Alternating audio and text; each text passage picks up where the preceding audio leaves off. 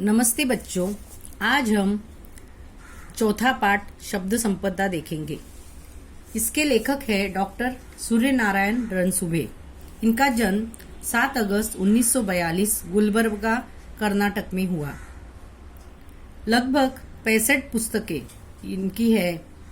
अनुवाद का समाजशास्त्र तथा हिंदी कथा साहित्य और देश विभाजन उल्लेखनीय है।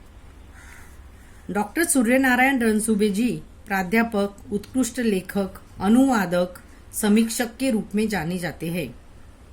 देखो, अनुवादक यानी ट्रांसलेशन करने वाले, भाषा ट्रांसलेशन करने वाले, और समीक्षक यानी पुस्तक पढ़कर उसके ऊपर अपने विचार प्रस्तुत करने वाले, उससे क्या कहते हैं? समीक्षक कहते हैं। प्रस्तुत निबंध के माध्यम से लेखक ने शब्दों की शक्ति को दिखाते हुए इनकी संपदा को बढ़ाने के लिए जागरूक किया है। यह पाठ बहुत ही सुंदर है। शब्द संपदा, हमारे जीवन में शब्दों का बहुत मोल है। वह शब्द कैसे है, कहाँ से आए, वो हमें अभी देखने हैं, और इनसे हमारे जीवन में क्या परिवर्तन हुआ है। तो चलो देखते हैं। आदिम अवस्था में आधुनिक मनुष्य तक की विकास यात्रा का रहस्य किसमें है? क्या इसका तुम्हें पता है? अधिकांश लोग इसका उत्तर देते हैं कि अन्य प्राणियों की तुलना में मनुष्य का विकास मस्तिष्क इस पूरी प्रगति व संस्कृति के मूल में है।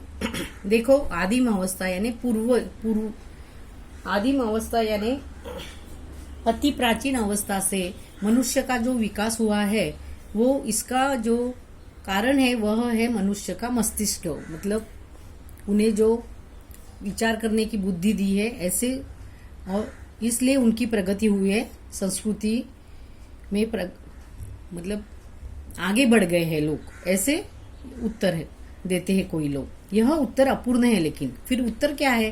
पूर्ण उत्तर यह है कि मनुष्य की प्रगति हुई वह इसलिए कि इस मस्तिष्क ने भाषा की खोज की। भाषा ही सभी प्रगति की जड़ में है। दुनिया की सभी ज्ञान शाखाओं का विकास हुआ भाषा के कारण। भाषा का अर्थ है सार्थक शब्दों को व्यवस्थित क्रमबद्ध संयोजन। मतलब भाषा क्या है कि सार्थक यानी योग्य शब्दों का व्यवस्थित क्रमबद्ध यानी अर्थपूर्ण संयोजन, अर्थपूर्ण की रचना करना, जिससे हमें आगे वाले को क्या व्यक्त करना है वह पता चलता है। यह है भाषा। भाषा के कारण मनुष्य की क्या हुई है? प्रगति हुई है। सिर्फ मस्तिष्क होने के कारण नहीं, सर होने के, बुद्धि होने के कारण नहीं, तो भाषा के कारण मनुष्य की प्रगति हुई है।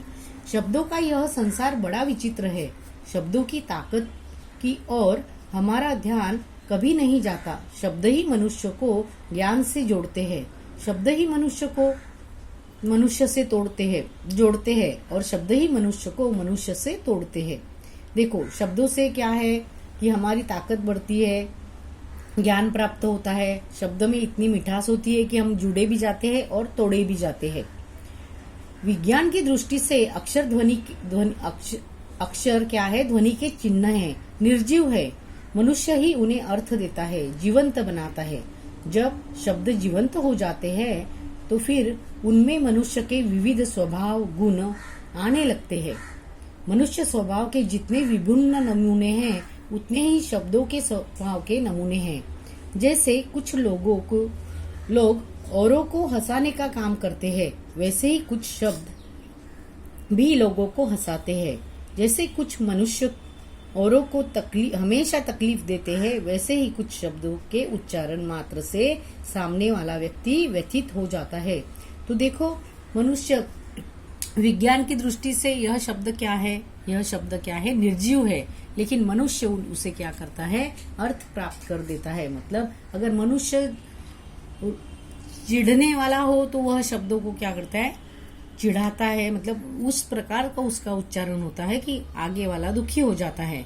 तो वही शब्द अगर मनुष्य अच्छा स्वभाव का है तो वह उसका उच्चारण ऐसे करता है कि आगे वाले मनुष्य के हृदय को ठेस नहीं पहुंचती, हंसाता है और मिलता भी है।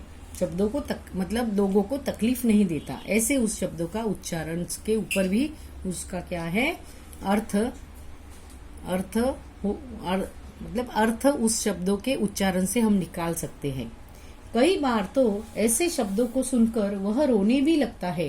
कुछ लोग बड़े प्रिय होते हैं, वैसे ही कुछ शब्द भी बहुत प्रिय होते हैं। उन्हें बार बार सुनने की, गुनगुनाने की इच्छा होती है। एक और कुछ शब्द धोखा देने वाले होते हैं, कुछ निरर्थक होते हैं, तो दूसरी और कुछ शब्द बहुत सज्जन, सात्विक, सभ्य और सुसंस्कृत होते हैं। कुछ शब्द निष्क्रिय बना देते हैं कि कुछ मत करो, जो भाग्य में है वह तो मिल जाएगा, नहीं है तो नहीं मिलेगा। देखो यहाँ पे शब्दों का उन्होंने क्या बताया है कि ऐसे शब्द है कि एक बार सुनने से क्या हो जाते हैं कि ऐसे लगता है उन शब्दों को बार बार सुने। बराबर कुछ शब्द ऐसे होते हैं कि नहीं, यह हमें सुनना नहीं है। अच्छा सा गीत अगर हम सुनते हैं तो हमें वह बार बार सुनने की इच्छा होती है, लेकिन अगर किसी का झगड़ा हो तो हम वहां से दूर भागते हैं, उससे हमें तकलीफ होती है, वह हमें निरर्थक लगते हैं। ऐसे ही कुछ शब्द सज्जन, सात्विक, सभ्य और सुसंस्कृत होते हैं। बराबर। तो न्यूटन ने क्या कहा है, देखो न्यूटन ने कहा है कि किसी भी काम की सफलता के लिए 90% परिश्रम की, 5% बुद्धि की और 5% संयोग की जरूरत होती है। परंतु याद रखें, किसी भी काम को पूर्णत्व देने के लिए 90% कठोर परिश्रम की जरूरत होती है। ऐसे शब्द जो हमें निष्क्रिय करते हैं, उन्हें हमें अपने जीवन व्यवहार से निकाल बाहर करना चाहिए। देखो क्या क्या है कि कुछ शब्द क्या है कि कुछ मत करो, जो भाग्य में होगा वह मिल जाएगा, नहीं तो नहीं मिलेगा। ऐसे शब्द हमें क्या बनाते हैं, निष्क्रिय बनाते हैं।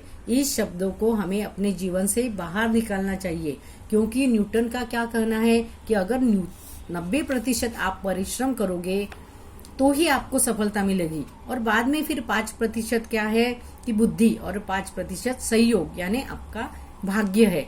लेकिन परिश्रम 90% ही चाहिए, तो ही आपको क्या होगा, आपको सफलता मिलेगी। इसलिए जो वाक्य मैंने पढ़ा, उस ऐसे शब्दों को अपने जीवन से हमें क्या निकालना चाहिए, बाहर निकालना चाहिए कि कुछ मत करो, जो भाग्य में होगा मिल जाएगा। ऐसे नहीं होता है। कुछ भाषाओं के शब्द किसी भी अन्य भाषा से मित्रता कर लेते हैं और उन्हीं में से एक बन जाते हैं। जैसे आपके मित्रों में से कुछ ऐसे होते हैं जो सबसे घुल मिल सकते हैं। देखो मित्र कैसे, कोई मित्र किसी से बात नहीं करता, उसके 1-2 ही मित्र होते हैं। कोई जो लोग होते हैं उनके बहुत सारे मित्र होते हैं। वैसे शब्दों का है, कोई एक ही भाषा से मिल जाते हैं, कोई सब में घुल मिल जाते हैं, और कोई किसी भाषा से क्या करते हैं, मित्रता करते हैं। ऐसे शब्दों का भी है। शब्दों का भी ऐसा ही स्वभाव होता है। विशेषकर अंग्रेजी भाषा के कई शब्द जिस किसी प्रदेश में गए वहाँ की भाषाओं में घुल मिल गए। जैसे बस, रेल, कार, रेडियो, स्टेशन आदि। कहा जाता है कि तमिल भाषा के शब्द केवल अपने परिवार द्रविड़ परिवार तक ही सीमित रहे। अंग्रेजी शब्द सब में घुल मिल गए, लेकिन द्रविड़ भाषा के शब्द उनके परिवार तक ही रहे, वह किसी भी भाषा में घुल मिल नहीं गए। वे किसी से घुलना मिलना नहीं चाहते। अलबत्ता हिंदी के शब्द मिलनसार है, परंतु सब नहीं। कुछ शब्द तो अंत तक अपना स्वतंत्र अस्तित्व बनाए रखते हैं। अपने मूल रूप में ही वे अन्य स्थानों पर जाते हैं। कुछ शब्द अन्य भाषा के साथ इस प्रकार जुड़ जाते हैं कि उनका स्वतंत्र रूप खत्मसा हो जाता है। मतलब वह हमारे भाषा के शब्द नहीं है, यह निकालना भी बहुत मुश्किल हो जाता है, यह समझना मुश्किल हो जाता है कि यह दूसरी भाषा से हमारी भाषा में आए हुए हैं। ऐसे ये शब्द होते हैं। हिंदी में कुछ शब्द ऐसे भी पाए जाते हैं जो 2 भिन्न भाषाओं के शब्दों के मेल से बनते हैं। अब वे शब्द हिंदी के ही बने हैं। जैसे देखो, हिंदी संस्कृत से आए। वर्षगांठ, वर्ष क्या है, हिंदी शब्द है, और संस्कृत गांठ। मांग पत्र, मांग हिंदी शब्द है और पत्र संस्कृत। अरबी हिंदी के देखो, हिंदी में अरबी भाषा फारसी से कौन से आए हैं, हिंदी में थानेदार, थाने अरबी और फारसी शब्द दार है। किताब घर। अंग्रेजी संस्कृत से रेल यात्री, रेडियो तरंग। अरबी फारसी अंग्रेजी से बीमा पॉलिसी आदि। इन शब्दों से हिंदी का भी शब्द संसार समृद्ध हुआ है। कुछ शब्द अपनी माँ के इतने लाडले होते हैं कि वे मातृभाषा को छोड़कर औरों के साथ जाते ही नहीं।